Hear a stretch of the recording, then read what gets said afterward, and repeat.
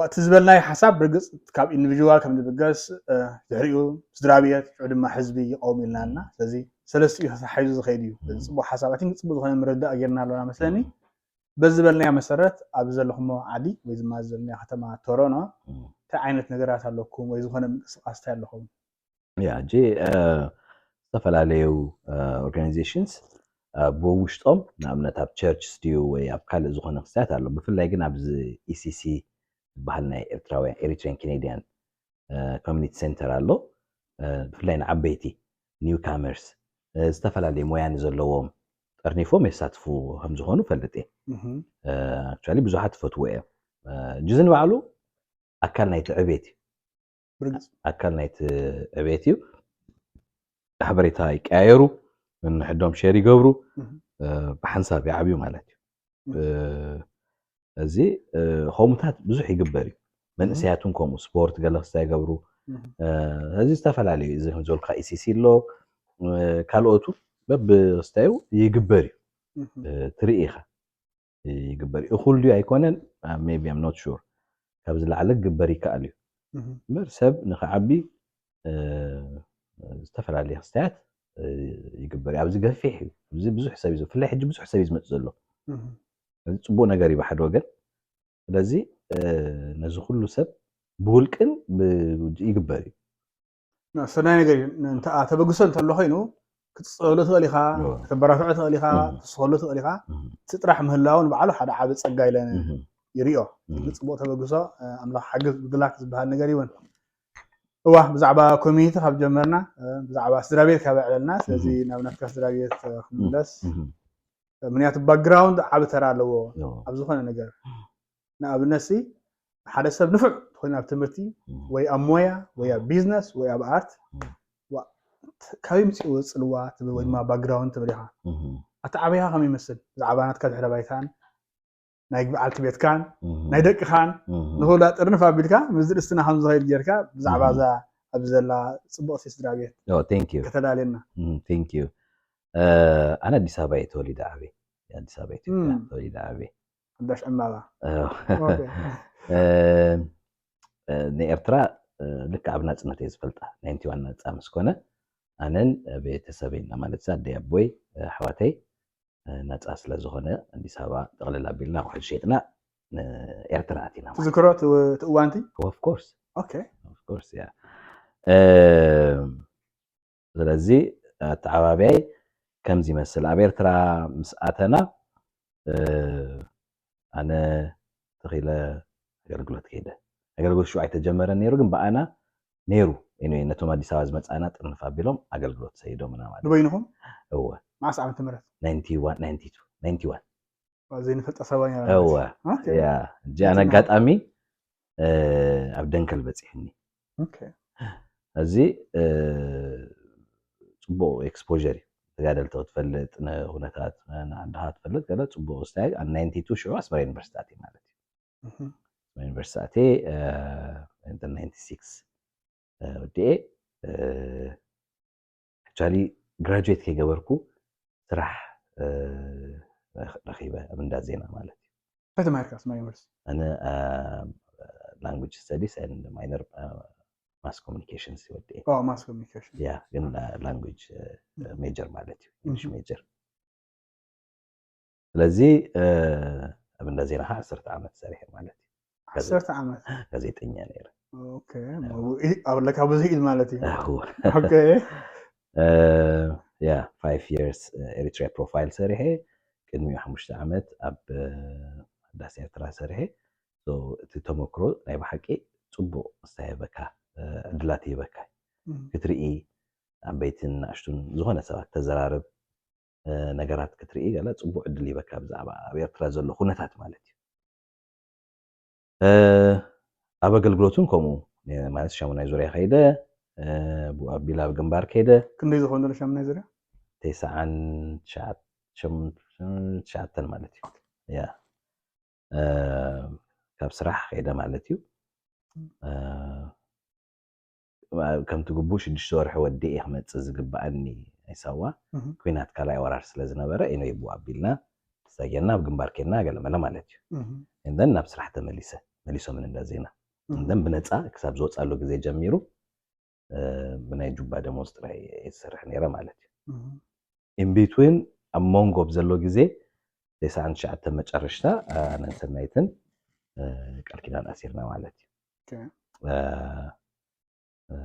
በዓልቲ ቤተይ ሰናይት ጓል ኣስመራያ ጓል ፓራዲዞ እያ ፓራዲዞ ጓል ገዛውትን እያ some extent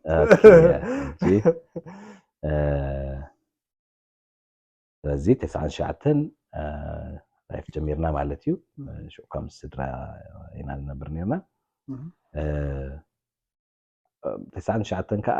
ጎን ናይቲ ዝሰርሖ ዝነበርኩ ስራሕ ኣብና ዜና ካልእ ስራሕ ጀሚረ ናይ ጥዕና ማለት እዩ ናይ ፕሮጀክት ዝተፈላለዩ ናይ ሚኒስትሪ ኦፍ ሄልዝ ፕሮጀክት ኣውሃ as a project coordinator ስራሕ ጀሚረ ማለት እዩ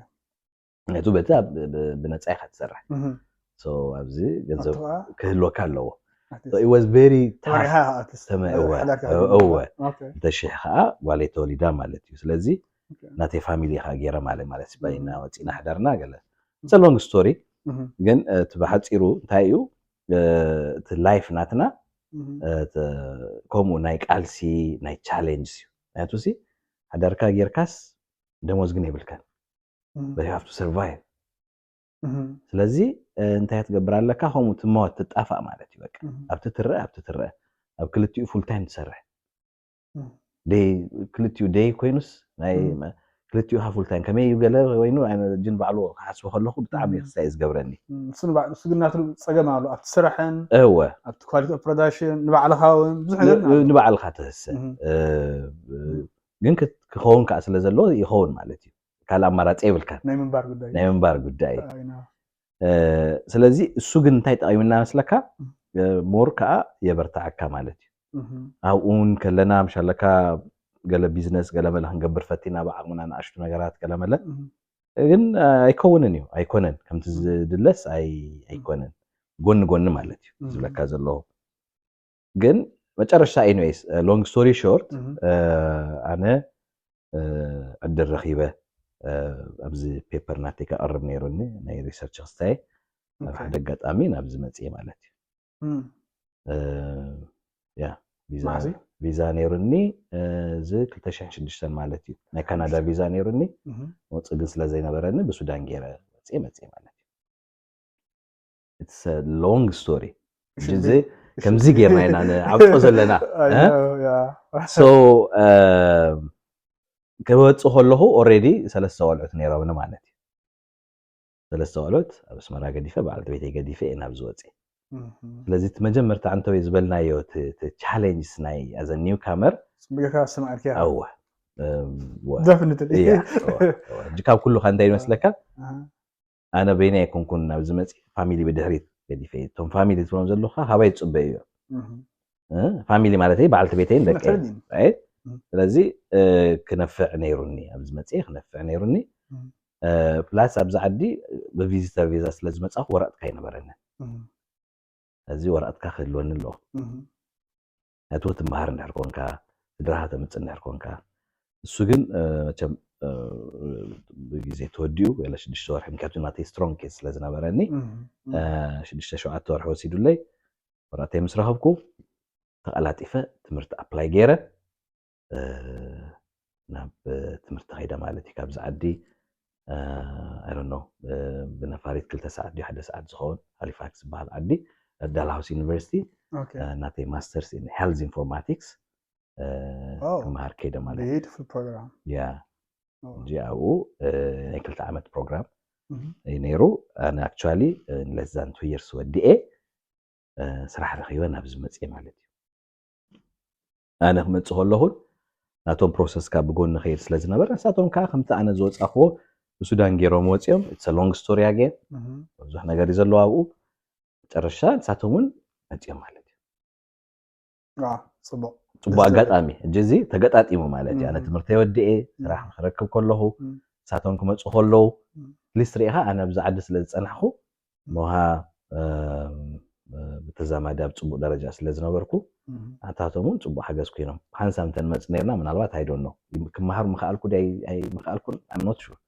ጃሓስቦ ከለኹ ማለት እዩ እቲ በይነ የምፅእ ባሕዶ ገር ሪኢኻ ادفانتج وسيدلو كل ነገር ስናሱ ጽቡቅ ነገር አለው ተጠቅም ካሉ ና ጽቡቅ ነገር ያ ና እንታይ መጽኢ ንስኽ ሰምዓካ ከለሁ ስኻ ወጽኢካ ሆለሊልካ ብናይ ብከም መጽሓ መጽኢካ ትመሃር ክኢልካ ኣብዛ ዓዲ ብናጻ ተንቀሳቀስካ ደቅኻ ምጽኢካ ሓዳርካ ጌርካ ላኪን ካናዳ ሰምዕ ከለኻ ተስማዕካ ወሽታ ኦ ማይ ጉድነስ ካናዳ ናዓይ በቃ መንባር ዘፍቀለትልይ ሃገር ክነብር ከምሰብ እንጂ ማለት ክትኽበጽሖ ዝኽእል ፖቴንሻል ሲ በጽሕየ ገናውን ብሕጁን ክህሉ ክእል እዩ I'm not sure አላህ ዕድመን ጠና እንታይ ይቡና ግን እቲ ክበጽ ኣብ ኤርትራ ክበጽሖ ዝነበረኒ ነገር ሲ ኣብዚ ርኤይ ክትብል ትኽእል እንጂ ኣብ ዓድኻ እንተዝኾን ከዓ ዝበለጸ መሆነ ግን ካናዳ ማለት በቃ እንታይ መኽብለካ ማለት ሲ ህይወትና ራእዮሞ ኣብዚ ሲ ንነብር ቀሊል ነገር ከይመስለካ ማለት ሲ ከም ክስታይ ንነብር ክብለካ ከለኹ እንጂ ኣብዚ ውጽኢለስ መን ይሃዝብለካ ይብልካ ተስዋይ ፈሪቅ ዝሓተካ ዘሎ ምክንያቱ ከምዚ ፎር ግራንትድ ክንወዘው ኣነ ብዙሕ ግዜ ኣነ መዓልታዊ ዝክሮ ነዊሕ ዓመት ገይረ ኣለኹ ኣብዚ ኣይርስዑኒ መዓልታዊ ምክንያቱ ኣብ ዓድናስ ውጽኢልካስ መንቀሳቐስ እንድሕር ዘይብልካስ ገለ ቦርሳኻ እንድሕር ረሲዕካስ ኣነስ ኣብዚ ርስዕ ኢኖ ቦርሳኻ እንድሕር ረሲዕካስ ኮንፊደንስ ኻውን ተጠፍእ ኢኻ ምስኡ ነፍስኻ ሲ ግፍፍ ይዝብል ተረዲኻ ምክንያቱ ሲ እንታይ እዩ ሓደ መጽኦም ክሓቱኻ እዮም እንተዘይብልካ ክወስዱኻ ማላ ክሳብ ጻረሲ ኣብቲ ክስታይ ሕጂ ምንባር እሱ ጥራሕ ኣይኮነን እንጂ ኣነ አንተ ወይ እንታይ ኢለካ ኣለኹ በዚ ብነፃ ይሰርሕ ነይረ ኣገልግሎት ዓመታት ማለት እዩ እዚ ሓደ ዓመት ክልተ ዓመት ገለ ኣይኮነን ብውሕዱ እንዳዜናስ 5 ዓመት ብነፃ ሰሪሕ ኣለኹ ብናይ ጁባ ገንዘብ ማለት እዩ እንጂ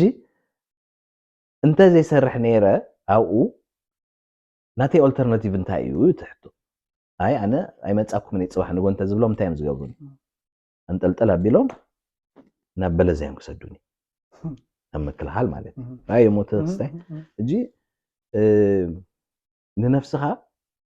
ክትእዝዛውን ኣይትኽእልን ኢኻ እጂ ካናዳ ክትብል ከለኻ ሲ ኣብዚ ሲ ንነፍሲ እዝዛ ኣነ እኮ ንባዕለይ ክሕሸኒ እምበር ጽባሕ ኣይከይድኒ ስራሕ እንድሕር ኢለ መን እውደን ዲ ማለት እንታይ ክብለካ ደልየ እንታይ ኣና ክስልካ ደልየ ነፍሲ እዝዛ ዘይኮነሲ ሰብ ምዃንካ ሲ ኤክሰርሳይዝ ይባል እገብር ኣለኹ ኤግዛክትሊ ከምኡ ከይድለካ ማለት ሲ መሰረታዊ ነገር እምበር እዚ ክእለየካ መገፈፈካ ከለኳ መሰረታዊ ነገር ማለት ሲ እጂ ኖ I don't take it for granted ኣነ መዓልታዊ ዝክሮ እዚ ከምኡ ዓይነት ምክንያቱ ኦልተርናቲቭ ይፈልጦ ነይረ እንታይ እቲ ክስታይ ይፈልጦ ነይረ ኣብዚ ኸ እንታይ ይገብር ኣለኹ ነግረካ ኣለኹ ማለት ሲ ካብዚኣ ራእዮሞ ሰላም ንነብር ክሳብ ክስታይና ምሻለካ ዋላ ነፍስኻ ክዕኑ እንድሕር ኢልካ መሰለይ ኮይ ማለት ሲ ክዕኑ ማለት ሰንሲ you can do whatever you want as long as right ናትካ ክስታይ ኖ ንጽቡቕ ነገር ኣብዛ ንጽቡቕ ነገር ኢኻ ተማሂርና ብገንዘቦ ለኣሂቡኻ መጽኢልካ ሲ ኣይ ታይ ኣይናይ ባዴላ ወዲቕካ ኣሎ ኣምጻቢሎም ሲ የለቅሑኻ ንዓጁኻ በርትዕ ገለ ኣለቅሕዮም ተማሂርካ ከም ሰብካ ተወዳዲርካ ከም መንፋዓትካ ማለት እዩ ስለዚ as a family ንሕና ኮሚናት ኣመጻጻእና ንባዕሉ እቲ ጀርኒ ናትና was very challenging ስለዚ resilience ምህረካ ማለት እዩ so we don't take things for granted ኣነ ባልት ቤተይ ደቀይ ሁላትና ዝከኣለና መጠን እዚ enjoy appreciate ንገብሮ ኢና every day we appreciate that ኣይንርስዕኒና እጃና ምስ ደቀይ ገለ ግዜ ንዕልል ኢና ጅኖላዊ ዋላ ሜሪ ሰተኹም በሰዓት እዚ ኣብ ኩናት እዮም ኣትዮም ዘለዉ ወያት መሰተኦም ሊተራሊ መሰተኦም የዝብለካ ምስኦም ዝመሃሩ ዝነበሩ የዝብለካ ዘለኹ ምስኦም ዝመሃሩ ዝነበሩ ኣዚሎዲ ዋላ ቀዳማይ ክፍሊ ካልኣይ ክፍሊ ምስኦም ዝመሃሩ ዝነበሩ ሳዋ ኸይዶም ስገሊኦም ኣብ ኩናት መይቶም ኣለዉ ኣብ ትግራይ እጂ እዚ ከመይ ጌርካ ክስታይ ትገብሮ እዚ ኣብዚ ግን ራእዮሞ እንታይ ማለት ሲ ያ ምንም መወዳድርቲ የብሉን ግን ዝርስዓሉ እዋን ኩነት ከዓ ፐርሰናል ዝፈልጥ እየ ኳላ ነተን ዘለኻያን ዓዲ ተመሊስካ ዝፅርፉ ሰባት ማይ ጉድነስ ኣብዚ ኣለዉ ብለካ እኮ እየ ዘለኹ ኣነ ሕጂ በቲ ዝገበርኩ ዓመታት ኣብዚ 2006 የመፅእ ይብለካ ኣለኹ ባይናውስ መረሳዕ ክኾንሽ ኖ ኤቭሪ ዴይ ኤቭሪ ኣጃ ሓንሳብ ኣብ ሃይዌይ እናዘወርኩ ከለኹ ይመፃኒ ኩሉ ነገር መን እያ ነብዚ ኖ ኣየሞ ሰቦሞ ካበይ መፂና ስለምንታይ መፂና ስለዚ ሲ ኖ ኣይ ዝርስ ኣይኮን ጽቡቕ ኣላህ ብዙሓት ይርስዑ እዮም ኖን ዓመታት ገይሮም ኣይኮኑን ዋላ ዓመት 2 ዓመት ምስ ገበሩ ኣዚፍ ኣብዚ I don't know ንምንታይ ከም ዝመጹም ፐርፐዝ ኣለዎም ዲ ዋላ ከምቲ ንሰምዖ ገሊኦም ንስኻ እንዲ ከምፂኻኒ ዝብሎም ስድራ ቤታቶም ኣለዎ እዚ ሲ ስለዚ ኢንተንሽናሊ ሓሳብ ቁርባስ ኣስምራ ቢያላ ሓደ ኣመስጋኒ ምዃን መጀመርያ ናይ ሓደ ጥዑይ ሰብ መለለይ ኣክቹሊ ካል ኣመስጋኒ ምዃን ንዓኻውን ጽቡቕ እዩ ንዓኻውን ጽቡቕ ትኸውን ኣይትሓምምና ስለዚ ጉቡእ ካይ እንታይ ዝብላ ዛርባ ለመስለኒ ሞሳ ዘይመልስ ሰብ ዘይመስግን ሲ عشاء بهذا الله I agree عشان كتصبوا علينا يا بحنطتي تصبوا علينا فلايت اخي حساب اينو قفيحو هو ميبي قال جلس ملسنا نريو نخون فلاي سبيسيفيك توبيك حيزنا نمزازم حنحطها بك كفاميل نبلو وي كابتنات كعدما نبلو وي كابزريه خاين هيوت نبلو كلته نغرات هيوتي ازين طماني وي ما تماهيرلن تبلن كفزرخا خون نقل كبيت مرتاح ميبي كابزات كاي ناي دنكاليون خون اغوي ما بغينا كتاسي ابي وتي ناي بحق صريناني بوزيتيف لها امباكت يرانا تبل نغرات زخازو بعض يا ثانك يو بزح ነገር እንዲ ዘሎ ግን ክልተ ነገር ስታንድ አውት ይገብር ማለት ክልተ ነገር ሜንሽን ገብረካ ሓደ curiosity is a keyword ናይ ኦልሻ I would like to see what's next جي ብዙሕ ነገር እንድሕር ሪኤ ማለት ሲ ንነፍሰይ ክስታይ ከይመስል ብዙሕ ግዜ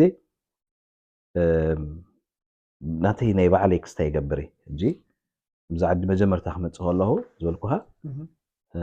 ትምህርትስ ከምዝ ናተይ ዝተማሃረ ሳነ ሪኤ ፈልጥኒ I just found out and then I had curiosity I worked for it and then home استيره ማለት and then ብዙሕ ነገር ከምኡ ሊድ ማለት ላብ ስራሕ ሲ ኣፕላይ ትገብሮ ስራሕ ድዩ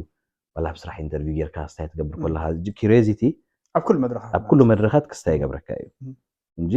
ኣብ ስራሕ ጥራሕ ዘይኮነ ኣብ ጎን ብጎን ከዓ ናተይ ቢዝነስ ውን ይገብር that's also part of the curiosity እንጂ አንተ የራሲ ጅዝ ዲቴል ነገር እንጂ ገፊሕ ነገር ግን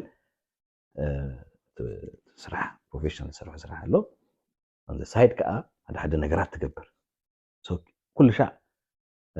what's out there ኢልካ ክትርኢ ኣለካ እዚ ብል ኣነ ወገነይ so ንዓይ curiosity is one of keywords of ናተይ life ማለት ወላ ሕጂ ሓንሳብ ይሓስብ ብዙሕ ግዜ ኻት curiosity ናተይ ብባዕልቲ ቤተይ ቼክ ዝገብራ ከምዚ ሓሳብ ኣለዎ እዚ ክሬዚ ሓሳብ ገለ ዝብላ so test መግበርስ ኣለካ ኣለኒ okay so and most of the time እዞም ከተመስግን ኣለካ yeah she said no it's not crazy idea ትብለኒ ስለዚ እዚ ሓደ እዩ ማለት እዩ ካልኣይ keyword ንዓይ ዲሲፕሊን ዲሲፕሊን ብዙሕ ነገር ክትወስዶ ትኽእል ኢኻ ዲሲፕሊን ድሕር ዘይብልካ ግን ኣይትዕወትን ኢኻ ኣዝ ንፉዕ ክትከውን ትኽእል ፃዕራም ክትከውን ትኽእል ገለገለ ዲሲፕሊን ክብል ከለኹ እንታይ ማለት እዩ let's say ትሰርሕ ምስ ስራሕኻ ገንዘብ ትረክብ ገንዘብ ምስ ረኸብካ ብዙሕ ሰብ ፀገሙ ዲሲፕሊን ናይ ገንዘብ ይብሉ ጂ ንኣብነት ማለት እየ ብገንዘብ ብኡ ኣምፂልካ ግን ዲሲፕሊን ክህልወካ ኣለዎ ዋላ ኣብቲ ስራሕኻ ዋላ ኣብቲ ክስታይካ ዋላ ክትፅንዕ ከለኻ ንኣብነት ተማሃራይ እንድሕር ኮንካሲ ተፅንዕ እንድሕር ኮንካስ you need to have discipline ክህልወካ ኣለዎ ምስ ዲሲፕሊን እንታይ ዝኸይድ ተፃዋርነት ገለገለ ዝብሉ ክስታያት ኣሎ ግን ዲሲፕሊን ኣሎ ግን ዲሲፕሊን በቃ ምሻለካ እዚ ነገራትካ ብከምዚ ክስታይ እንድሕር ኢኻዮም ኩሉ ሻ ስታይ ገብረካ ሕጂ ዲሲፕሊን ከዓ ንነፍስኻ ካባኻ ሓሊፉ ካልኦት ሰባቱን ክትምህረሉ ፀልወሉ ትኽእል ኢኻ ፋሚሊኻ ደቅኻ ካልኦት ሰባቱን መንእሰያት ገለመለ ካባኻ ሪኦም ከዓ ክስታይ ገብሩ ክእሉ እዮም ግን ብቐንዱ ግን ንባዕልኻ ዲሲፕሊን ስለዚ ተንክልተ ነገር ንዓይ ስታንድ ኣውት ይገብር ካልኡ ነገሩን ክህሉ ክእል ግን curiosity and discipline ንዓይ keywords ምን እዚ እንግዲህ እንት ለና ሃትላ yeah it is curiosity ባይዞ ዝኾነ ናይ ፍልስፍና መጽሓፍ ትንብያ ንብብ ነይረ maybe ኣብ ክላስ ኣብ ካላጅ ገለውስ ክላስ 101 philosophy of course yeah وانا فيلوزوفي اسمها يونيفرسيتي مهيرة سيستر ايركبكم لان تكون نمبر سيستر جابرييلا تبعال مهراتني اوكي انت خدتنا قدم مهران زنبرا ميبي سو افتنات كاب كونتريبيوشن كله ولا وني ينببي حدا كابت نعي كستاي زخونو نمصحفتي ናይ ፊሎዞፊ መጽሓፍቲ ቀደም ሕጂኳ ብዙሕ ክስታይ ኮንኩን ግን እንተ ክስታይ ኣሎ ያ ዋ ስለዚ ኣብ ዝኹል ደብፅሓካ ዝኹል ዓይነት ሂወት ክትመርሕን ኣብ ዘለኻዮ ንክትህሉን ክልተ ዓበይቲ ነገራት curiosity and discipline ካና ኣለሃ ዋ ኩላትና ነዚኣ ክንገብረን ይከኣል እያ ምሽ ካል ኦፍ ኮርስ ክንገብረና ማለት እዩ ስለዚ ያ ይቐኒለይ ኣብ ገዛኻ ዓዲምካና beautiful brand new thank you born ስለዚ ኩሉ ነገር it's my pleasure yeah beautiful house and ጽቡቕ ዝራቤት እግዚአብሔር ይሃበልና maybe next time ከኣ ንራኸብ ንኸውን ፀገም የለን all right yeah thank you حري مدحوي